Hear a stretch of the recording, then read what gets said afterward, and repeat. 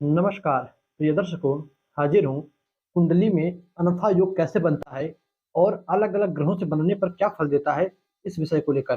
कल की वीडियो में हमने सुनफा योग के विषय में बात किया था कि सुनफा योग कैसे बनता है और अलग अलग ग्रहों के बनने पर क्या फल देता है। सर्वप्रथम आपको बता दे, सुनफा योग चंद्रमा से एक घर आगे। हमने जो है कल की कुंडली में चंद्रमा को लग्न भाव में बिठाया था। कहा था चंद्रमा से एक घर आगे कोई भी ग्रह हो सूर्य को छोड़कर तो सुनफा नामक योग बनता है। क्या क्या फल है, यदि आपने उस वीडियो को नहीं देखा है तो नीचे आई बटन में उसका लिंक है, उसको देख लीजिएगा। आज का जो हमारा वीडियो है अनफा, यह योग कैसे बनता है इस पर चर्चा करेंगे और अलग अलग ग्रहों से बनने पर क्या फल मिलता है इस पर चर्चा करेंगे। तो आइए वीडियो को प्रारंभ करें। देखिए, यह योग कुंडली में पहले बनता कैसे है इस विषय में बात करें तो अनफा योग के लिए कहा गया है कि चंद्रमा से 12वें घर में सूर्य को छोड़कर कोई भी ग्रह हो तो कुंडली में अनफा नामक योग बनता है। कैसे? तो चंद्रमा से 12वें गिनने पर ये आएगा एक कदम पीछे, क्योंकि कुंडली में 12 भाव ही होते हैं, तो एक कदम पीछे। तो चंद्रमा से एक कदम पीछे इस 12वें, जहां पर मैंने नंबर की गिनती लिखी है, जहां पर मैंने टिक लगाया, सूर्य को छोड़कर कोई भी ग्रह हो तो कुंडली में अनफा नामक योग बनता है। अलग अलग ग्रहों होने पर अलग अलग फल मिलता है और यह योग किसी भी एक ग्रह से बने उसका एक फल सिद्ध है कि ऐसा जातक अत्यंत सुंदर होता है। उसके पूरे शरीर में एक आकर्षक होता है, एक आकर्षण होता है, जो भी उसको देखता है उसी की तरफ खींचा चला जाता है। ऐसा जातक नम्र, सुशील स्वभाव का तथा सुंदर, सद्गुणा, संस्कारों वाला, दूसरों का मान सम्मान रखने वाला और हमेशा नए सुंदर वस्त्रों को पहनने वाला होता है। तो यह तो सिद्ध हो गए कि कुंडली का लग्न का स्वामी या कोई भी ग्रह चंद्रमा से एक घर पीछे है तो ये जो है स्वभाव ऐसा जातक के अंदर विद्यमान है। भले ही वह उसका पालन ना करे, पालन क्यों नहीं करेगा? हो सकता है पापा ग्रहों की दृष्टि हो, जो ग्रह बैठा हो उसका अंश बल कमजोर हो। ये तो हो गया फिक्स। अब मान लीजिए चंद्रमा के अलावा सूर्य को छोड़ा है कि सूर्य नहीं बैठेगा, सूर्य को लेकर नहीं होगा, चंद्रमा ये हो ही गया योग बनाने वाला। बचे मंगल, बुध, गुरु, शुक्र, शनि, यह 5 ग्रह अलग अलग बैठे तो अलग अलग फल मिलता है। अब आइए उस पर चर्चा करें। तो मान लीजिए इस 12वें भाव में मंगल बैठे हैं चंद्रमा के एक घर पीछे और मंगल से अनफा नामक योग बने तो ऐसा जातक जो है चोरी में रत रहता है, यानी चोरी करने वाला, और हमेशा अभिमान जिसे कहते हैं एटीट्यूड, उसके अंदर कूट कूट कर भरा होता है।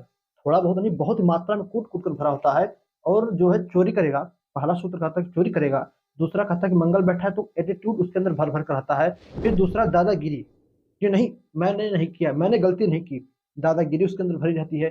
फिर कहता है कि जिसकी कुंडली में मंगल द्वारा अनफा योग बने, ऐसा जातक अपने आगे किसी को कुछ नहीं समझता, अपने आगे किसी को कुछ नहीं समझता कि बस सबका पूर्वज मैं ही हूँ।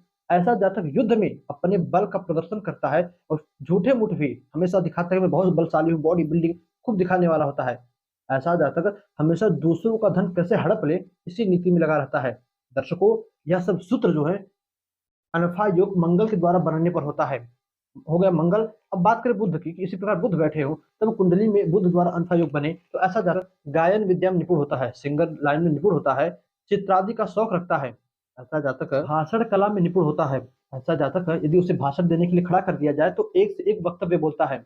ऐसा जातक मारपीट से पीछे रहता है, ज्यादा मारपीट करने वाला नहीं होता है। ऐसा जातक यदि लेखन का कार्य करे तो बहुत ही अच्छा लिखता है, चाहे शेर शायरी कह लीजिए, चाहे कविताएं कह लीजिए, कोई जो है संबोधन करने के लिए, लेखन भाषण देने के लिए, कुछ भी बहुत ही अच्छा लिखता है। दर्शकों, ऐसा जातक संगीत का भी प्रेमी होता है और पुराणों की विश्वास तो रखता है, किंतु कभी कभार जैसे सुनफा योग बनने पर पुराण पढ़ता है, अनफा योग बनने पर पुराण नहीं पढ़ता है, पुराणों से दूरी बनाकर रखता है, अपनी जो सब्जेक्ट उसे पढ़ ले बहुत होता है।